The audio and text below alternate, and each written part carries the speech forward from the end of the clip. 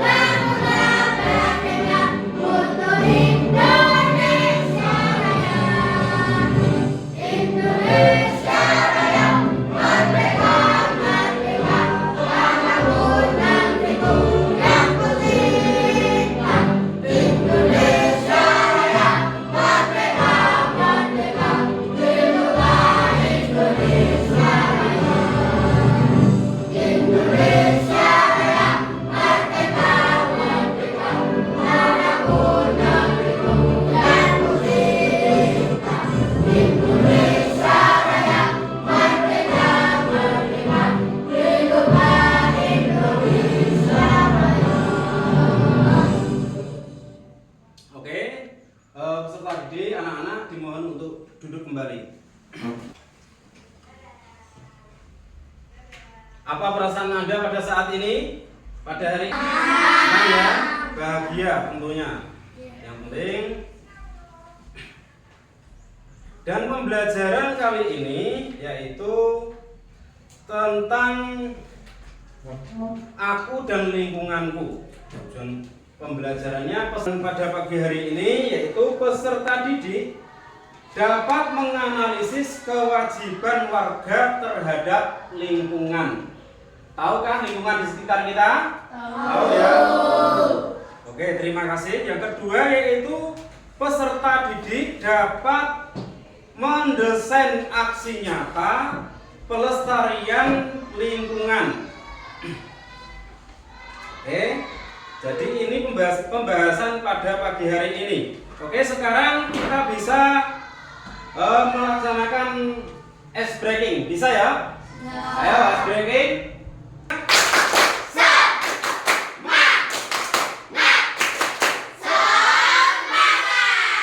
Oke, terima kasih. Kita lanjut.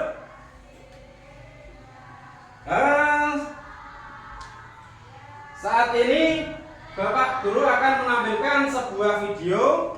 Maka dari itu anak-anak silakan untuk mencerna video yang ada di televisi ini. Silakan. Tunggu sebentar. Sebelumnya, saya ini coba akan melihat bagaimana perasaan melihat gambar ini.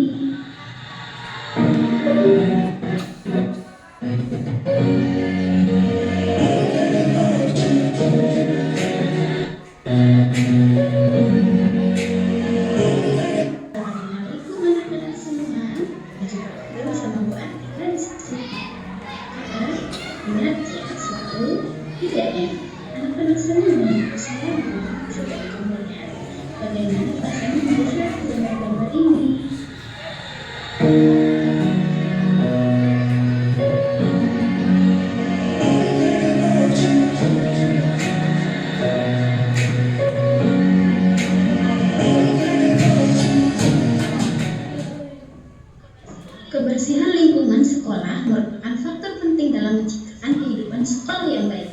Namun sayangnya belum semua warga sekolah dapat menjaga kebersihan lingkungannya. Siapa yang bertugas menjaga kebersihan lingkungan sekolah? Tentu saja ini merupakan tugas seluruh warga sekolah, yaitu siswa, guru, staf, karyawan, dan kepala sekolah. Jadi anak-anak, tanggung jawab kebersihan sekolah bukan saja milik penjaga sekolah. Semua warga sekolah memiliki tugas untuk menjaga sekolah agar tetap bersih. Kira-kira ketika kita di sekolah, selalu saja ada titik kotor di sekolah. Di mana saja ya titik kotor di sekolah itu? Yang pertama, biasanya di kamar mandi. Kenapa? Karena kamar mandi adalah salah satu tempat yang selalu digunakan oleh warga sekolah. Nah, biasanya kurangnya kesadaran untuk menjaga kebersihan kamar mandi membuat kamar mandi menjadi salah satu tempat paling kotor di sekolah. Yang kedua, di ruang kelas. Ruang kelas biasanya juga nampak lebih kotor daripada ruangan lainnya. Anak-anak yang habis jajan biasanya bungkus makanan, remah-remah makanan, dan potongan terkadang menghias meja. Siapa yang suka membuang sampah di kolong meja? Mulai sekarang jangan lakukan lagi. Selain itu, ada juga siswa yang suka mencoret-coret meja ataupun tembok kelas, sehingga ruangan ini akan tampak kurang enak dipandang.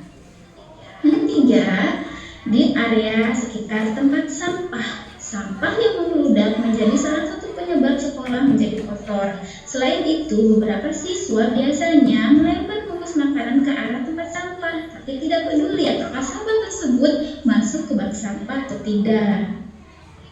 Berikutnya, saluran air di depan kelas. Nah, di saluran ini juga biasanya jadi tempat yang kotor di sekolah. Kenapa?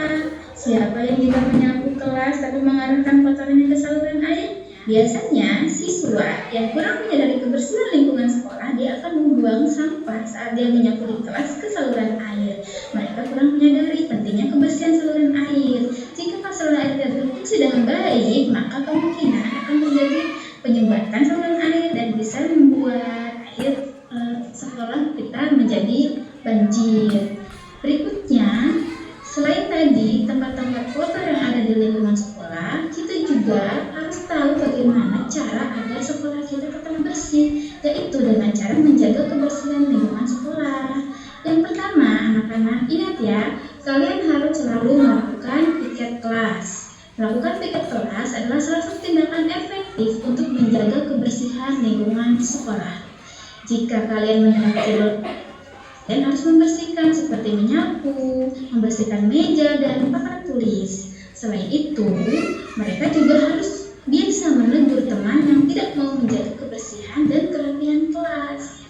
Lalu yang kedua, membuang sampah di tempatnya. Kalau kalian mencintai lingkungan yang bersih, kalian harus membuang sampah pada tempatnya.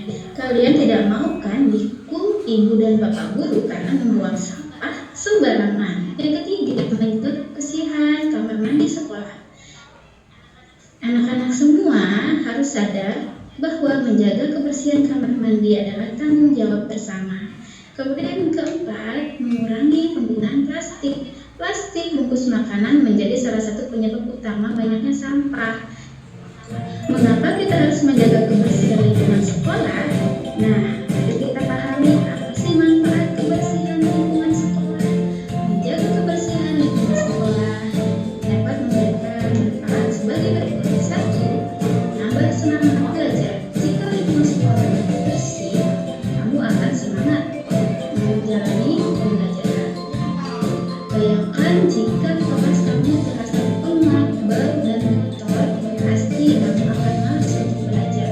Tapi jika kelas bersih, rapi dan indah, maka kalian akan merasa lebih bersemangat untuk belajar.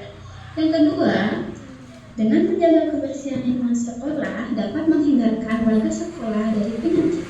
Lingkungan sekolah yang bersih pastinya terbebas dari kuman dan virus penyakit, sehingga warga sekolah dapat terhindar dari berbagai penyakit yang disebabkan oleh virus dan kuman.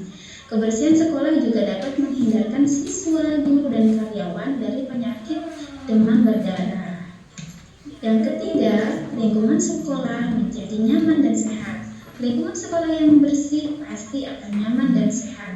Seluruh warga sekolah akan merasa nyaman berada di kelas, kantin, taman, dan bahkan nyaman menggunakan kamar mandi. Lingkungan seperti ini juga akan membuat tumbuh-tumbuhan di taman hidup dengan subur, sehingga udara segar selalu melingkupi lingkungan sekolah. Hal ini tentunya membuat seluruh warga sekolah menjadi lebih sehat dan merasa lebih segar. Kebersihan lingkungan sekolah tidak dapat terjaga dengan baik tanpa kerjasama semua warga sekolah.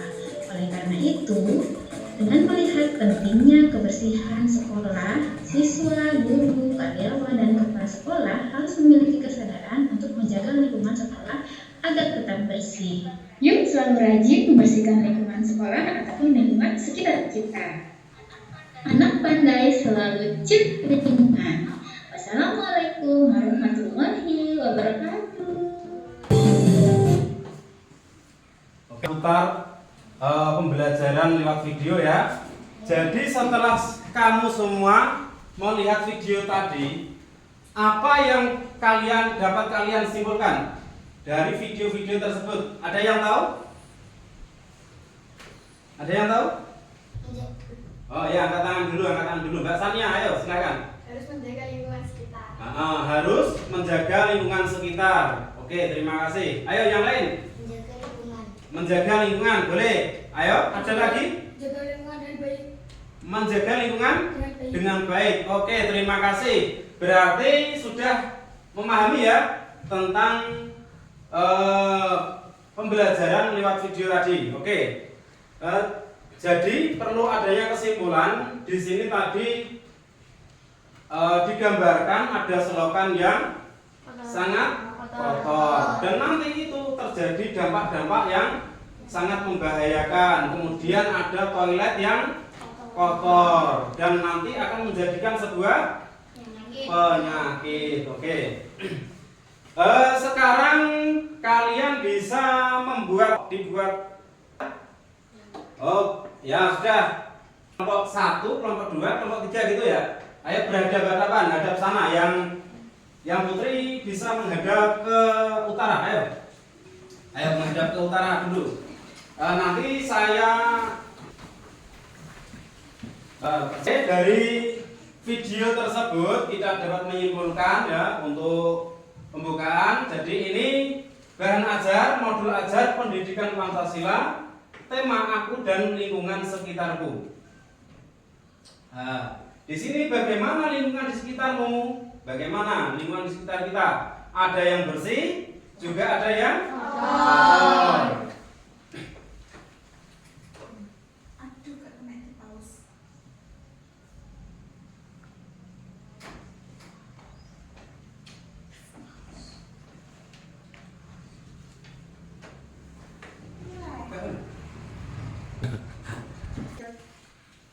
Oke, lingkungan yang bagaimana yang kamu inginkan? Ayo, lingkungan bagaimana yang kamu inginkan? Bersih. Yang bersih. Ada lingkungan yang bersih, ada juga lingkungan yang kotor.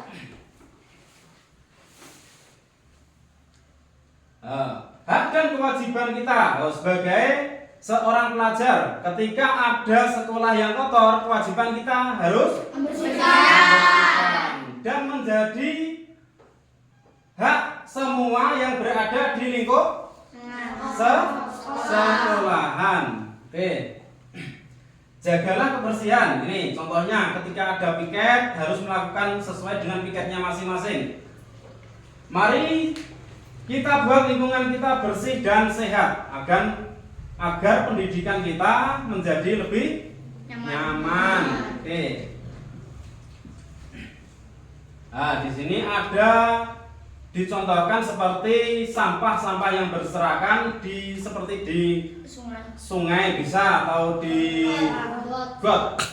Di got itu biasanya orang-orang itu membuang sampah dengan sembarangan. Dan ini akan menjadi dampak yang lebih bahaya untuk masa yang ini sangat bahaya.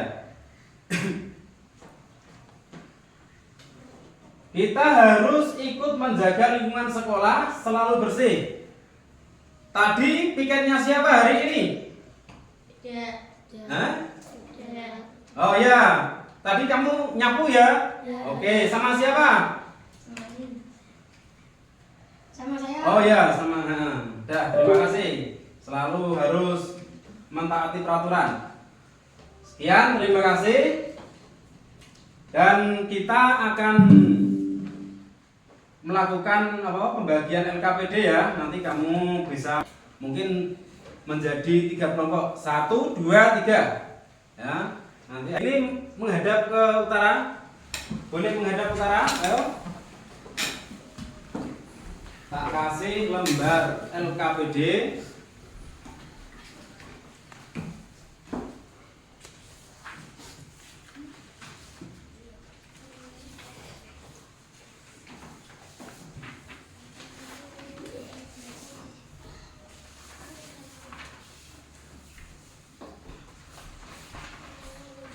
Nih, KPD-nya nanti dikerjakan ya. Dikerjakan secara kelompok. Ayo silahkan dikerjakan. Nanti bisa didiskusikan di depan.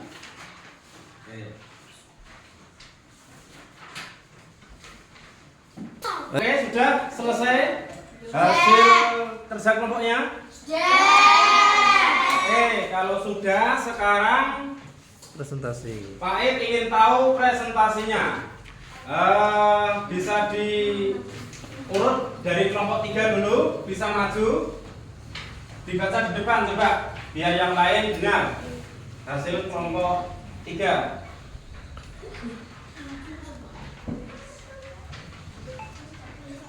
Ya, silakan dibaca. Ya. Saya Sania, saya dari kelompok 3. Saya akan mempresentasikan dari diskusi tadi. Sebagai warga negara yang baik, apa yang akan kamu lakukan jika menemui situasi berikut? Tuliskan tindakanmu. 1. Situasi: kamu melihat temanmu memetik bunga di taman sekolah hanya untuk mainan lalu dibuang. Tindakannya harus menegur. 2. Situasi: di desa atau kelurahan tempat tinggalmu sedang diadakan kerja bakti membersihkan selokan, namun kamu sedang asik bermain game. Bila kamu berhenti bermain lalu ikut serta kerja bakti. Oke, beri aplaus. Ada lagi dari kelompok berapa yang siap maju? Ayo. Oh ya, ayo maju.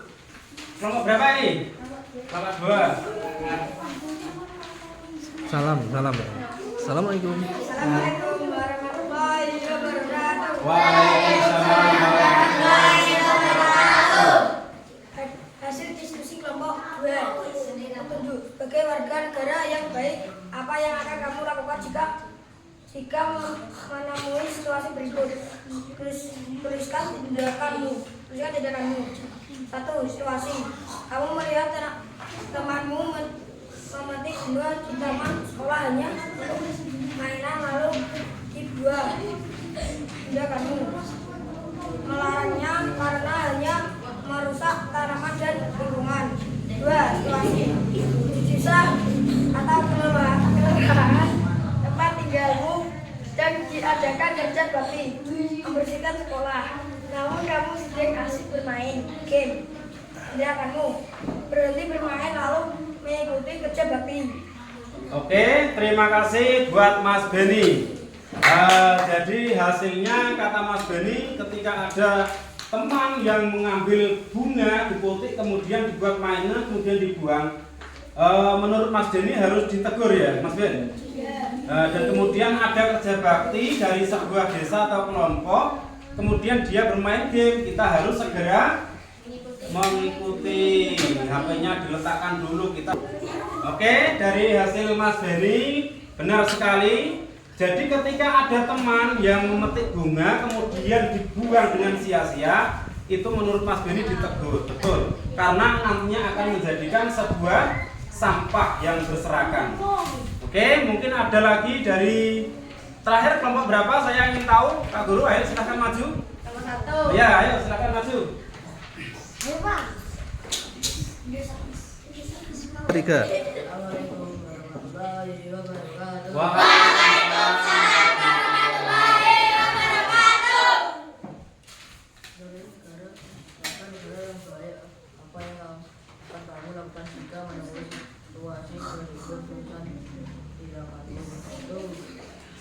Kamu melihat temanmu memetik bunga di taman sekolah hanya untuk mainan paling belakang. Temanmu menegur karena akan menghilangkan dan menjadikan sampah.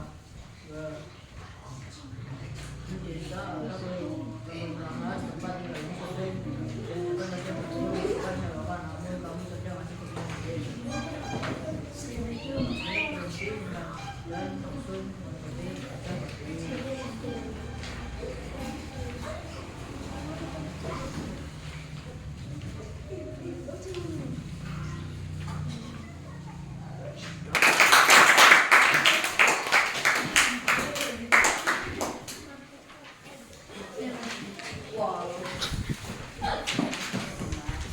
Oke, terima kasih anak-anak. Jadi tadi telah melakukan kerja kelompok. Alhamdulillah hasilnya sangat maksimal. Oke, dan masih ada yang agak-agak kurang dengar, tapi nggak apa-apa, nanti bisa dibenahi lebih baik. Oke, jadi kesimpulannya pembelajaran ini yang ada sampean kerjakan tadi ya, ketika ada teman yang memetik bunga dan kemudian dibuang sia-sia, itu harus kita tegur. Soalnya apa? Nanti bunga itu akan terpotong sia-sia dan menjadi sampah yang berserakan. Kemudian nanti menjadi sampah yang mengendap. Oke, terima kasih. Sekarang, oke, kita sekarang melaksanakan ice breaking dulu, oke? Ayo, tepuk apa ya? Namanya tepuk apa? Tepuk semangat, oke? Masih semangat ya? Masih. Oke, alhamdulillah. Ayo, tepuk semangat.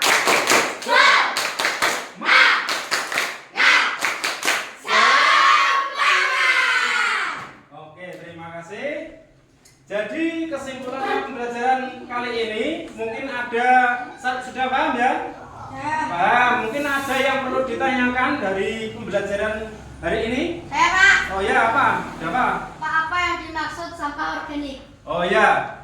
Jadi sampah organik itu sampah terbagi menjadi dua ya, ada organik dan non organik. Jadi yang organik itu seperti tumbuh-tumbuhan, seperti sisa-sisa makanan, itu namanya sampah organik. Ayo, mungkin ada yang tanya lagi? Saya, Pak. Ya, silakan. Bagaimana cara mengolah sampah organik? Oke, pertanyaan dari Mas Beni. Bagaimana cara mengolah sampah organik? Jadi kita melalui ada beberapa proses. Mungkin ditimbun, dicampur dengan bahan-bahan tertentu. Kalau sekarang itu ada EM4 ya, EM4 dan juga leri. Tahu leri? Tahu. Pencucian beras itu ya, nanti ditaruh di suatu tempat, insya Allah bisa terurai. Itu cara mengolahnya. Oke, terima kasih. Mungkin ada lagi? Ya. Apa yang dimaksud sampah non organik? Ya, jadi sampah non organik itu seperti halnya plastik. Tahu plastik ya? Plastik atau yang lainnya seperti apa? Seperti halnya pokoknya bisa itu dinamakan sampah non organik. Mungkin itu lebih sulit terurainya oleh bumi. Oke, terima kasih. Sekarang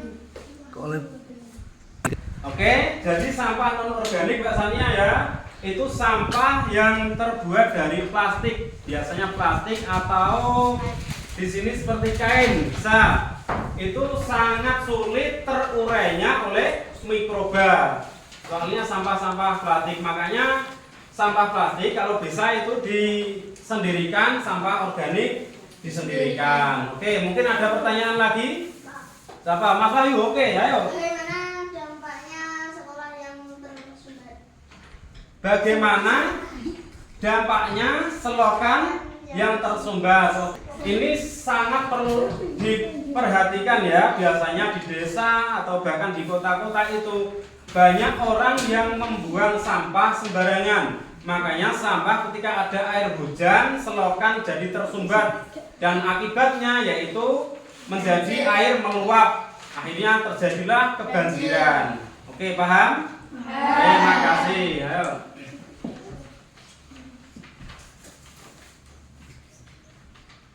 Pada hari ini bagaimana perasaan kalian? Alhamdulillah, semoga kedepannya lebih semangat lagi. Apakah pelajaran hari ini bisa dipaham? Bisa ya, sudah mengerti? Oke, terima kasih.